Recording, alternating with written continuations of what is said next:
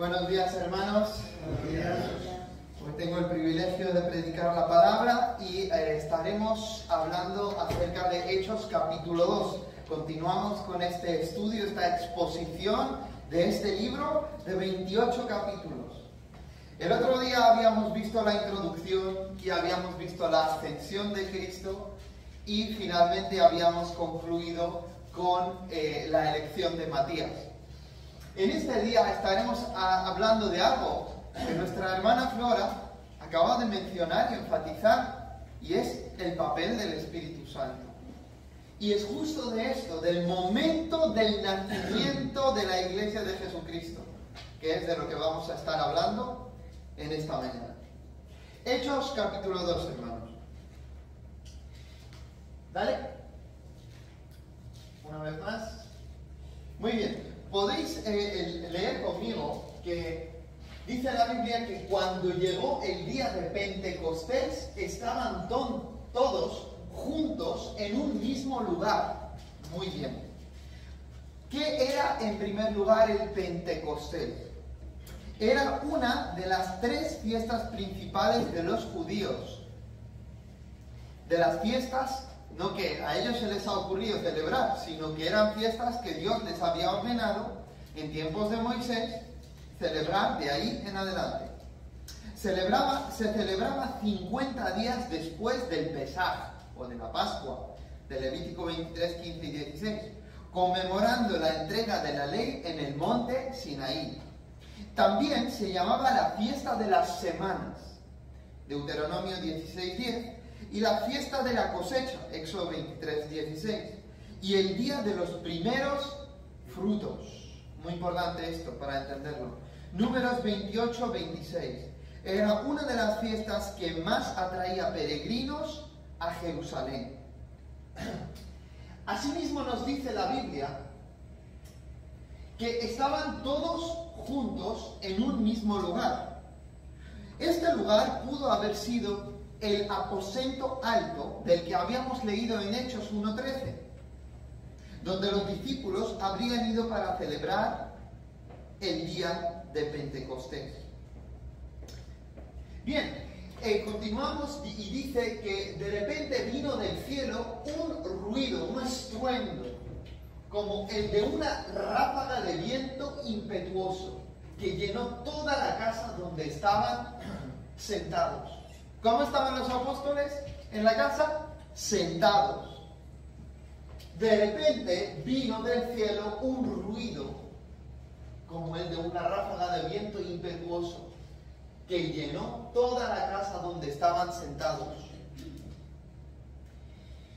Y en ese momento se les aparecieron lenguas como de fuego, que repartiéndose se posaron sobre cada uno de ellos. El fuego, hermanos, aquí se relaciona con la presencia de Dios. Génesis 15, 17 o Éxodo 3, 2 al 6 y 13, 21 al 22 hablan de esto. El fuego como presencia de Dios. Lenguas como de fuego, que repartiéndose se posaron sobre cada uno de ellos. Y dice la Biblia que todos fueron llenos ¿de qué? Del Espíritu Santo. Y comenzaron a hablar en otras lenguas, según el Espíritu les daba habilidad para expresarse. Muy bien. Aquí, hermanos, estamos frente a un milagro de comunicación. Un milagro de comunicación, lo que vamos a estar viendo ahora. ¿Os acordáis de la Torre de Babel en Génesis capítulo 11? Estaban juntos, estaban unánimes, pero estaban a favor de sí mismos y en contra de Dios. Y Dios decide frustrar sus planes. Pero dijo, ellos están tan unidos, tan unánimes, que van a conseguir todo lo que, si yo lo permito, van a conseguir lo que se proponen. pero descendamos ahora y confundamos sus lenguas, para que no se entiendan entre sí y cese el plan diabólico, satánico, malvado, de unirse para oponerse a Dios y de elevar su nombre sobre toda la tierra. Muy bien, las lenguas, eso que tanto a veces nos cuesta aprender cuando necesitamos aprender la lengua de otro pueblo, de otro país, las lenguas se vuelven un problema en ese momento, porque de manera artificial, milagrosa si queréis, aparece el surgimiento de los idiomas humanos. Eso fue un juicio, hermanos. Y a partir de ahí pasan miles de años y Dios restaura las cosas. Ahora ellos estaban juntos y unánimes, pero no para elevar su nombre, sino que el Espíritu Santo vino para elevar el nombre de Yeshua, de Jesucristo. Y es ahí donde sucede el milagro de comunicación, y aunque hablaban en lenguas distintas, cada uno de repente empieza a hablar en la lengua del oyente, para que el oyente pueda recibir la buena noticia de la salvación. Este es el milagro, es la antítesis de Babel. Continuamos entonces, dice que fueron llenos del Espíritu Santo. Muy bien. ¿Qué pasa? Que en el Antiguo Testamento el Espíritu Santo venía sobre los profetas, venía sobre determinadas personas. Y ahora, como vamos a ver, llega para quedarse. Y para quedarse en ti, no solo en el profeta, no solo en el sacerdote, viene a quedarse. Continuamos. ¿Y qué dice más la Biblia? Si puedes darle al siguiente. Ajá. Y había judíos que moraban en Jerusalén, hombres piadosos, procedentes de todas las naciones bajo el cielo. ¿Qué quiere decir eso? Pues, como era el día de Pentecostés, había personas, tanto las que vivían ahí como aquellas que habían venido de fuera a la fiesta, porque eran judíos étnicos, pero eran de otras lenguas. Quizás hablaban algunos, pues como lo vamos a leer ahora, ¿no? El arameo, otros hablaban el griego, pero de repente cada uno empieza a escuchar a los apóstoles hablar en su propia lengua regional, no en las lenguas comunes. Fijaos lo que sucede. Dice, y había judíos que moraban en Jerusalén, procedentes de todas las naciones bajo el cielo, y al ocurrir este estruendo la multitud se juntó y estaban desconcertados, porque cada uno los oía hablar en su propia lengua, y estaban asombrados y se maravillaban diciendo, mirad, ¿no son galileos todos estos que están hablando? Entonces, este evento, hermanos, marcó el comienzo de la iglesia. En el Antiguo Testamento hay muchas referencias a la presencia del Espíritu. En Isaías 61:1, Ezequiel 11:5. Lo que es nuevo aquí es el cumplimiento de la profecía, como vamos a leerlo, del profeta Joel. El Espíritu desciende sobre todo creyente. Y no solamente, como había dicho, sobre líderes, profetas o reyes. Este milagro capacitó a los presentes a hablar en idiomas que no conocían, y fue una manifestación de la presencia y del poder de Dios por medio del Espíritu Santo. Muchos judíos habían regresado de la diáspora, dispersión, y ahora residían en Jerusalén, mientras que otros eran peregrinos que habían venido para el día de Pentecostés. ¿Y cómo se habían dado cuenta en el versículo 7 que estos eran galileos? Pues porque, como vemos en Mateo 26:73, la gente de Galilea podía ser reconocida por su acento particular. ¿Sabéis? Como los andaluces, que cuando lo escuchas sabes que este es andaluz, tiene que ser por ahí, se sabe que es de esta tierra. Pues igual pasaba. Cuando Pedro hablaba y negaba a Jesucristo, que no lo conoce, Dijeron, pero tú eres uno de ellos. ¿Por qué? Porque hablaba como hablan los galileos. La gente de Galilea era reconocida por su acento particular. Y ellos, claro, los ven y dicen, pero estos son galileos. Además, el aspecto, ¿no? El pelo largo, la forma de vestir. Estaban asombrados y se maravillaban. ¿No son estos galileos, todos estos que están hablando? Pregunta clave, versículo 8. ¿Cómo es que cada uno de nosotros los oímos hablar en nuestra lengua, en la que hemos nacido? La lengua nativa de los lugares de donde ellos eran, hermanos.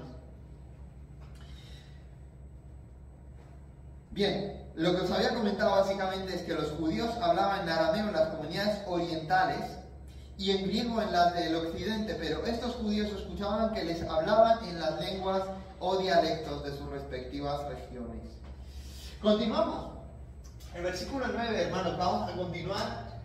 Y dice, y aquí nos empieza a enumerar de dónde eran estas naciones. Partos, medos y elamitas, habitantes de Mesopotamia, de Judea y de Capadocia, del Ponto y de Asia, de Frigia y de Panfilia, de Egipto y de las regiones de Libia, alrededor de Cirene, viajeros de Roma, tanto judíos como prosélitos, es decir, griegos o gentiles convertidos en judíos, que han judaizado. Cretenses y árabes, les oímos hablar en nuestros idiomas de las maravillas de Dios.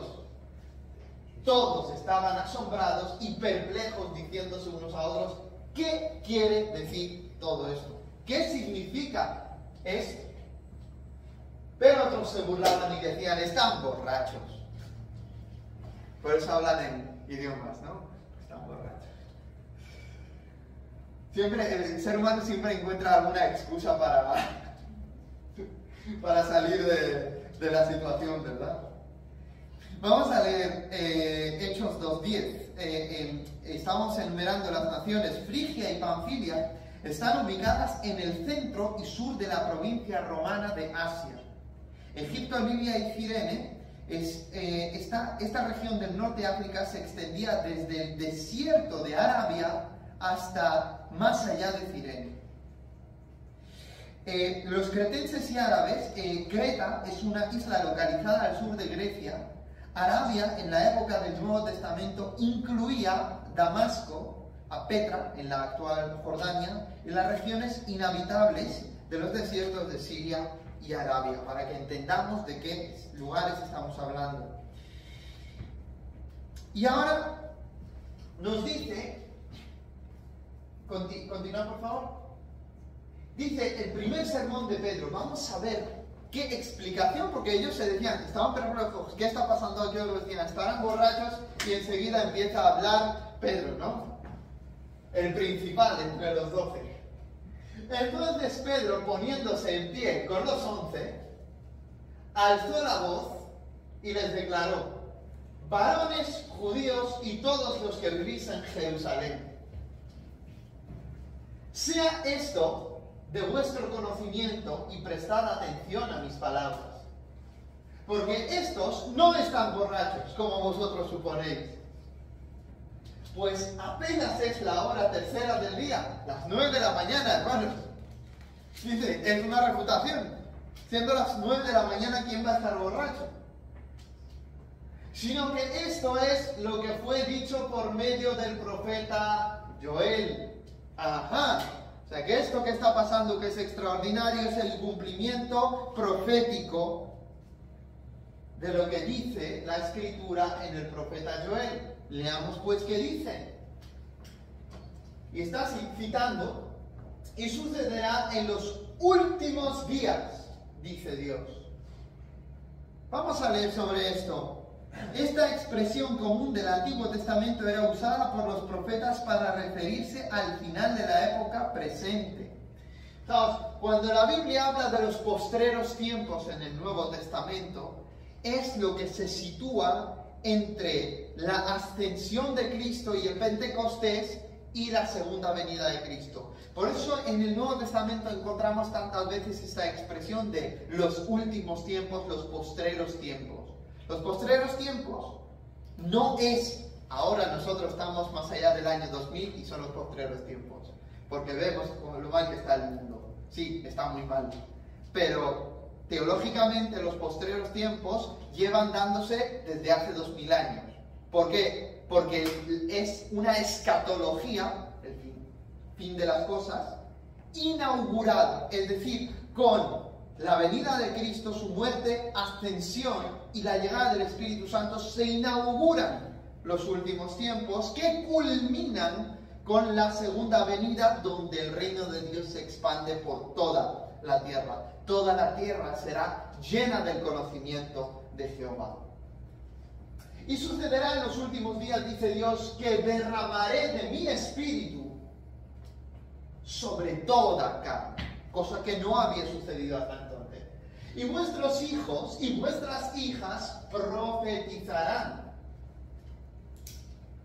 En una ocasión Josué dijo, ojalá que todos, Dios quiera que todos profeticen, todo Israel profetice, para que todos tengan ese conocimiento de Dios.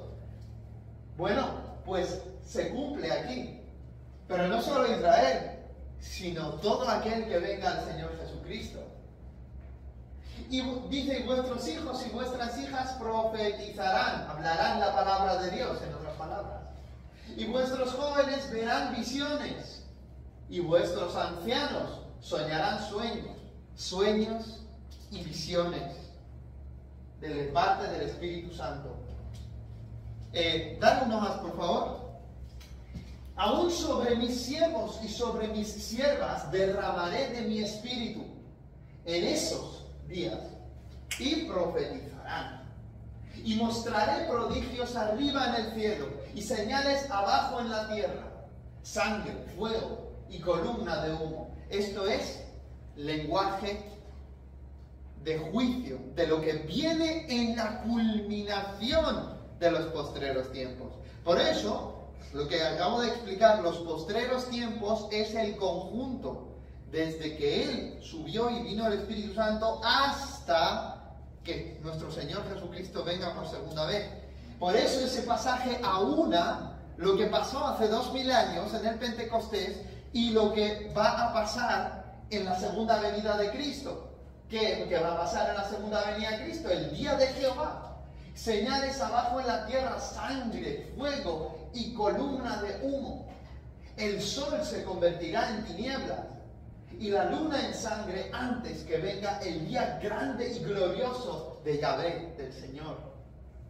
Y sucederá que todo aquel que invoque el nombre del Señor, el nombre de Yahvé, en el Antiguo Testamento, y Jesús en el Nuevo Testamento, será salvo.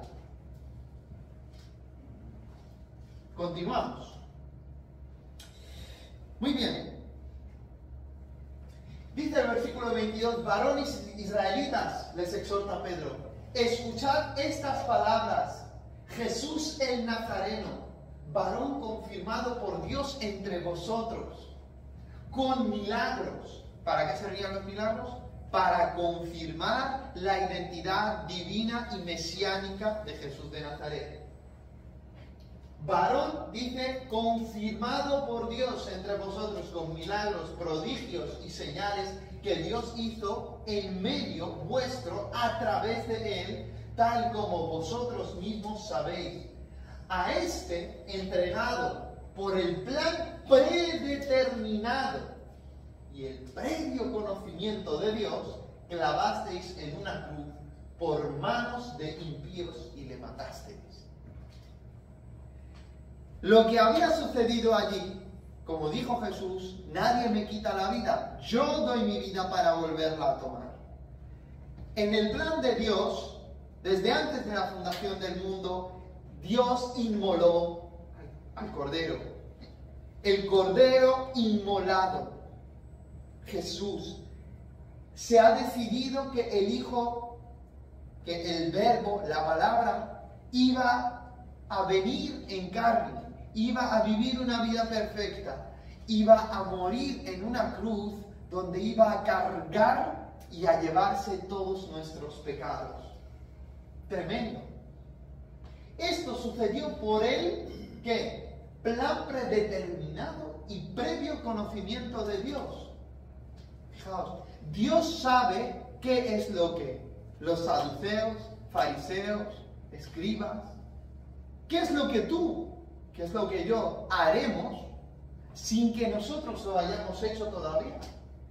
Y es gracias a eso que providencialmente puede orquestar la historia de tal manera que todo lo que Él quiere se cumpla a pesar de nuestra libertad.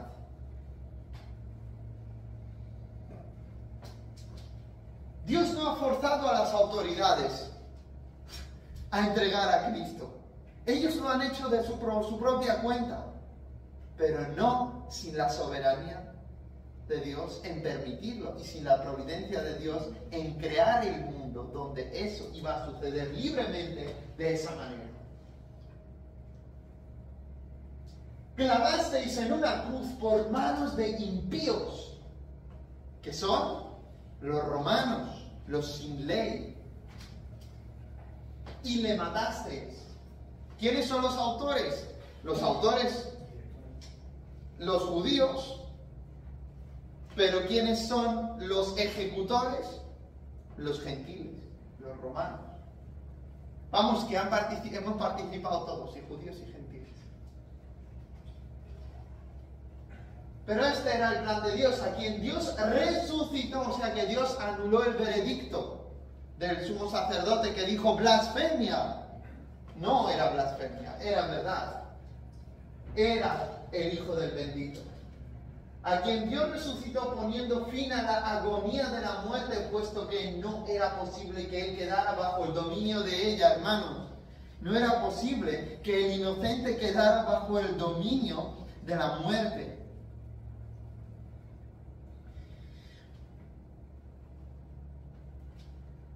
Continuamos. Porque David ahora va a 1000 antes de Cristo, el rey David. Hablábamos antes de Joel. Si bien recuerdo unos, puede ser 700 años antes de Cristo o más.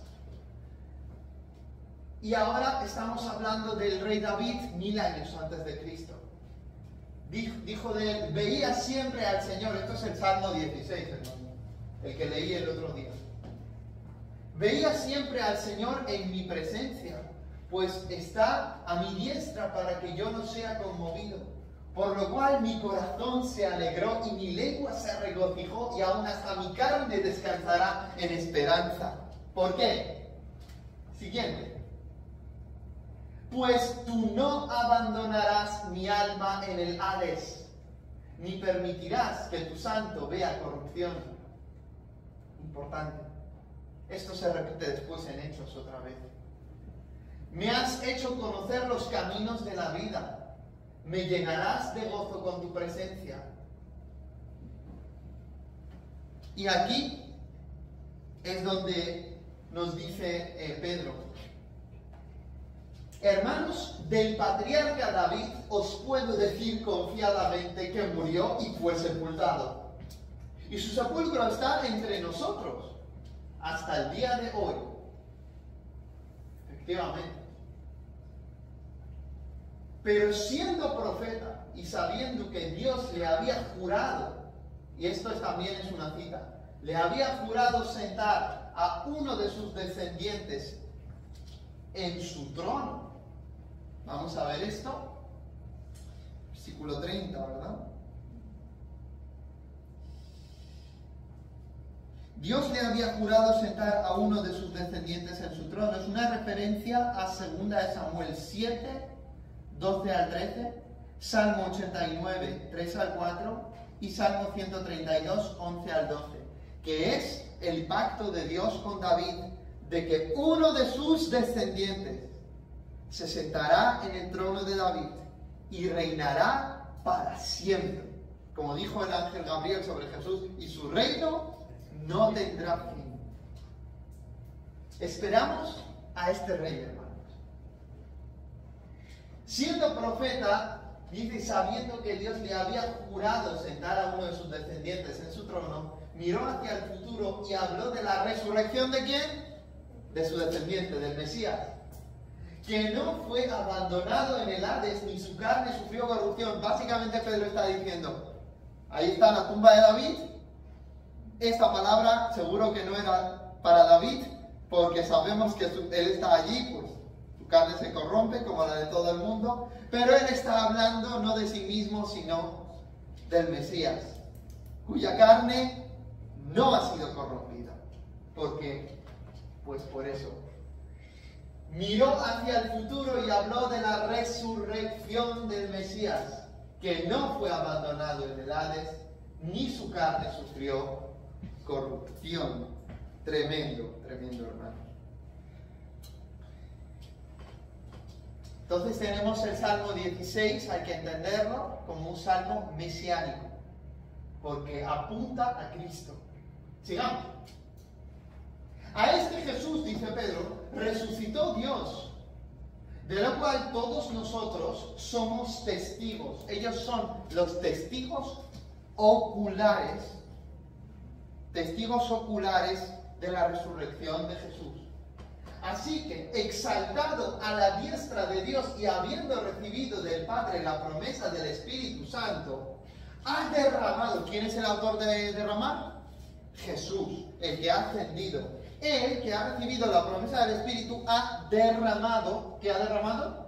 Esto que vosotros veis y oís. La llegada del Espíritu Santo es por mediación del Hijo. Él es el que ha prometido que os conviene que yo me vaya para que el auxiliador, el Espíritu Santo, el Consolador, venga. ¿Quién es el que bautiza con el Espíritu Santo?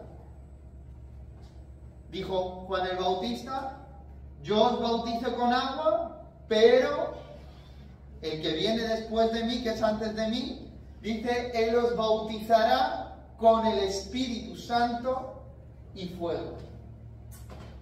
Ha derramado esto que vosotros veis y oís. Sigamos.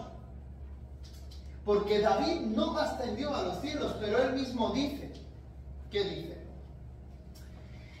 Dijo el Señor a mi Señor. Ahora cita Salmo 110:1, otro salmo mesiánico, donde dijo Jehová a Adonai. ¿Quién es el Señor de David? Uno diría, pues tiene que ser el Padre, ¿no? Porque estamos en el Antiguo Testamento, pues no. Ahí él llama Señor a otra persona que estaba con Jehová. Dijo Jehová, dice David, a mi Señor, que es el Mashiach, el Mesías. Siéntate a mi diestra hasta que ponga a tus enemigos por estrado de tus pies. Ahí tenéis los inicios de la Trinidad, ¿vale? Teológicamente hablando, la revelación de la Trinidad. ¿Qué probabilidades había de que un pasaje como ese estuviera en un mundo que fuese no solo monoteísta, sino unitario, si lo fuese? Pero es que el judaísmo bíblico no era unitario, era monoteísta. Pero sí estaba abierto a una pluralidad dentro de Dios. Y ahí tenemos evidencia de ello. Y esta idea también se desarrolló en el tiempo del judaísmo del Segundo Templo. Dijo el Señor a mi Señor, siéntate a mi diestra hasta que ponga a tus enemigos por estrado de tus pies. Dice Pedro, sepa pues con certeza toda la casa de Israel que a este Jesús a quien vosotros crucificasteis, Dios le ha hecho Señor y Mesías, Cristo. Señor y Cristo. ¿En qué sentido, os preguntaréis, le ha hecho Señor y Cristo? ¿Por qué le ha hecho? No era ya por su naturaleza Señor y Cristo. Sí lo era en su divinidad, pero en su humanidad él tenía que haber sido declarado, como dice Romanos, Hijo de Dios con poder por medio de la resurrección de los muertos. Una cosa es lo que él es en su identidad espiritual y otra cosa es que como ser humano él tenía que haber resucitado, ser justificado por el Espíritu Santo, demostrando que él era quien dijo que era. Y ahora toda potestad le es dada en el cielo y en la tierra. ¿A quién? No solo al Verbo creador, sino ahora al Verbo hecho carne y resucitado. Entonces, ningún ser humano había logrado esto de nunca pecar y por lo tanto volver a vivir. Y Él lo ha conseguido. Y Él es como si dijera, id detrás de mí toda la humanidad, porque yo, el último Adán, os voy a llevar al reino de mi Padre. Yo soy el único que puedo representarle, yo soy el Mesías. Entonces hay una exaltación que el Dios hombre, por ser hombre, obediente hasta la muerte y muerte de cruz, sufre, o experimenta más bien. Y es exaltado su nombre por encima de todo nombre, como dice Filipenses 2, para que en el nombre de Yeshua, en el nombre de Jesús, se doble toda rodilla de los que están en los cielos, en la tierra y debajo de la tierra. Y toda lengua confiese que Jesucristo es el Señor para la gloria de Dios Padre. Dicho sea de paso, Filipenses 2 es una referencia a Isaías que habla de Jehová. O sea que Jesús es Jehová en forma humana, la segunda persona de la Trinidad, quien ha sido exaltado y ha sido declarado Señor, que tiene toda potestad sobre todas las cosas, y Mesías, el rey davídico. Continuamos. Y ahora llegan los efectos del sermón de Pedro. Claro, al oír esto, compungidos de corazón, dijeron a Pedro y a los demás apóstoles: hermanos, ¿qué haremos? Hemos matado al Mesías y Dios lo exaltó, pero ¿qué podemos hacer? Y Pedro les dijo: arrepentíos y sed bautizados cada uno de vosotros en el nombre de Jesucristo para perdón de vuestros pecados, y recibiréis el don del Espíritu Santo. Porque la promesa es para vosotros, para vuestros hijos y para todos los que están lejos, que después serían los gentiles, ¿no? Y para todos, para tantos como el Señor nuestro Dios llame por todo el mundo en toda la historia de la humanidad, hermanos. Ahí tenemos todo, el alcance del Evangelio. Dice, y con muchas otras palabras testificaba solemnemente y les exhortaba diciendo: sed salvos de esta perversa generación.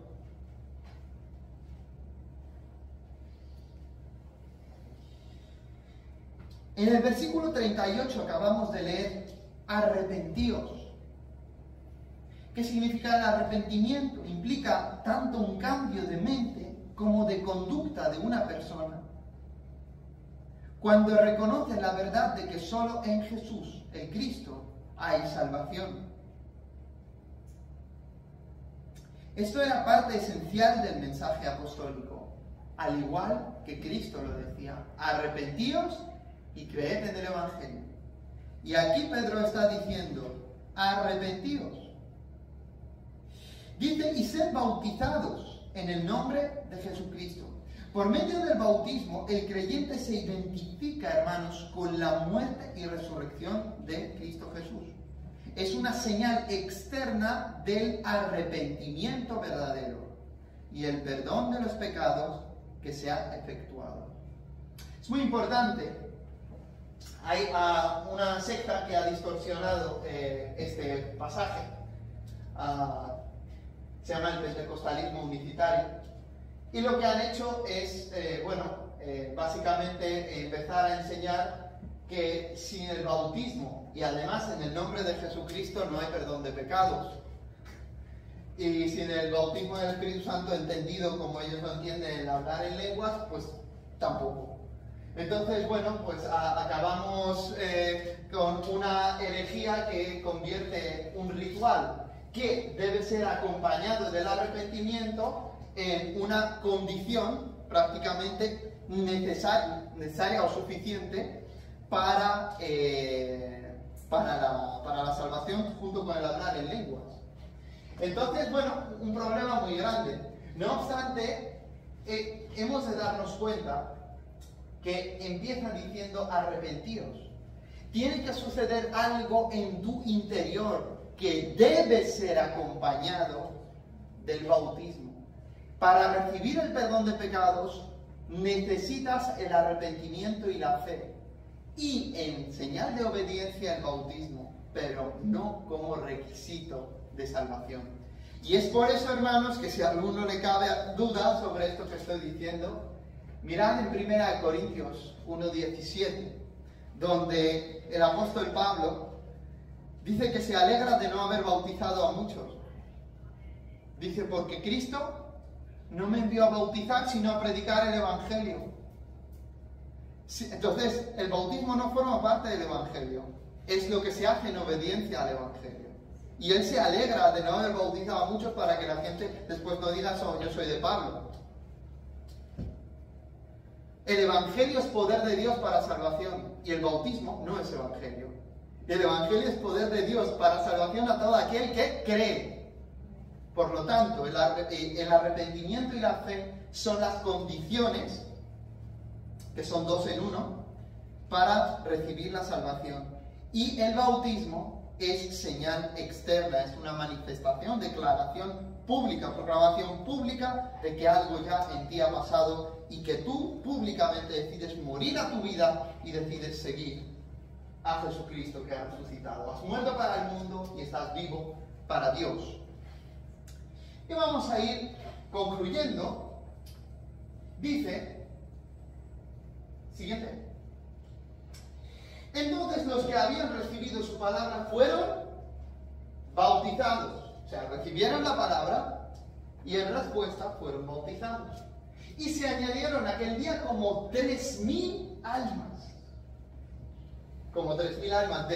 Como de la nada, había como 120 personas ahí con los apóstoles. 3.000 personas. Y se dedicaban continuamente a las enseñanzas de los apóstoles, a la comunión, al partimiento del pan y a la oración. Entonces, ¿qué tipo de vida ha impulsado en la recién nacida iglesia cristiana el Espíritu Santo? Una vida de dedicación continua a permanecer en las enseñanzas del Nuevo Testamento, si queréis, las enseñanzas de los apóstoles, a la comunión fraternal, entiéndase, al partimiento del pan, que eran comidas conjuntas acompañadas de la Eucaristía, del pan y del vino, y la oración. Este es el tipo de vida al que lleva el Espíritu Santo. Pero ahí no termina, vamos a continuar. ¿Qué tipo de vida? ¿Vale? Comunión de los creyentes. Dice, sobrevino temor, o sea, temor reverente. A toda persona y muchos, y muchos prodigios y señales eran hechas por los apóstoles. ¿Por qué la Biblia usa esa palabra señales? Una señal que hace apuntar a algo, un significado. Pues los milagros que se hacían son señales que apuntan a la identidad divina y mesiánica de Jesús. Como dijo Pedro después, ¿por qué nos miráis como si nosotros por nuestra piedad hubiéramos hecho esto? Es Jesús quien lo ha hecho. Y todos los que habían creído estaban, ¿cómo? Juntos, y tenían todas las cosas en común. Eran como una verdadera familia. Vendían todas sus propiedades y sus bienes y los compartían con todos, según la necesidad de cada uno. Esa libertad, ese saberte que eres perdonado, ese saberte que eres parte del pueblo de Dios, que el Mesías ha venido, que ha resucitado, que va a venir pronto, por segunda vez, te lleva a un tipo de vida que puede ser calificada de altruista. Empiezas a pensar en los demás, empiezas a hacer buenas acciones, a hacer el bien para beneficiar a otros, porque no se trata de ti, sino del cuerpo de Cristo. Y continuamos. Día tras día continuaban unánimes. ¿Cómo? Día tras día continuaban unánimes. De un ánimo. ¿Dónde? En el templo de Jerusalén, antes de que se destruyera en el año 70. Y partiendo el pan en los hogares, comían juntos con alegría y sencillez de corazón, Qué bonito, hermanos. Es lo que nosotros debemos hacer. Alabando a Dios y hallando favor con todo el pueblo. Fíjate cómo vivían. No vivían como sectarios. Tenían libertad, tenían sencillez. No había dominio de algún líder que los controlase en el sentido negativo de la palabra. Vivían libremente, generosamente, buscando al Señor, permaneciendo en la doctrina de los apóstoles, en la comunión, en el partimiento del pan, en las oraciones, porque el Espíritu Santo había cambiado sus vidas. Y hallando favor con todo el pueblo, o sea que aquellos que estaban alrededor, que no eran seguidores del Mesías, ellos tenían favor incluso con ellos, porque la gente se daba cuenta de lo que pasaba en sus vidas y cómo vivían ellos, su ética. Y el Señor, es decir, Jesús, añadía cada día al número de ellos, los que iban siendo salvos. Y así termina este pasaje, hermanos. El compañerismo no estaba limitado a un día a la semana, sino que tanto la adoración en el templo como la participación de los alimentos en los hogares eran una realidad diaria y de gozo constante. El crecimiento de la iglesia estaba dentro del plan de Dios. Este es el primero de los 7 informes dados en Hechos sobre el progreso de la iglesia. Continúa, por favor. Os recuerdo, siempre os lo voy a recordar en estos 28 capítulos. Hechos 29 es tu vida. Hechos tiene 28 capítulos, pero la historia de la iglesia continúa y hoy te toca a ti, sí, ser testiga de Jesucristo nuestro Rey. Por tanto, sé lleno hoy del Espíritu Santo y sé testigo de Jesús en esta semana, allí donde Dios te haya colocado. Tu lugar de estudios, tu lugar de trabajo, que es tu lugar de misión. Que el Señor os bendiga, que os llene el Espíritu Santo, que os dé luz, entendimiento, y que todos los que escucháis, todos los que estamos aquí podamos tener esa comunión fraternal, ese amor, y podamos seguir ese ejemplo maravilloso que tenemos en Hechos. Y que el que no se haya arrepentido, arrepiéntase hoy. Porque si escuchares hoy su voz, si oyeres hoy su voz, no endurezcas tu corazón, dice la Biblia. No sabes si vas a tener el día de mañana, no sabes si vas a tener el día de hoy por la tarde, pero sabemos que estamos ahora aquí y debemos responder. Que Dios nos ayude. Amén. Padre Celestial, gracias por tu palabra. Te pedimos, Señor, que te sigamos verdaderamente a ti, Mesías resucitado, confirmado con señales y prodigios, resucitado, declarado Señor y Cristo. Señor, queremos ser esa iglesia, imitar ese ejemplo de iglesia, y que todos los que no se hayan arrepentido, que se arrepientan hoy y crean en el Evangelio, porque Cristo vive y Cristo regresará. Amén. Amén.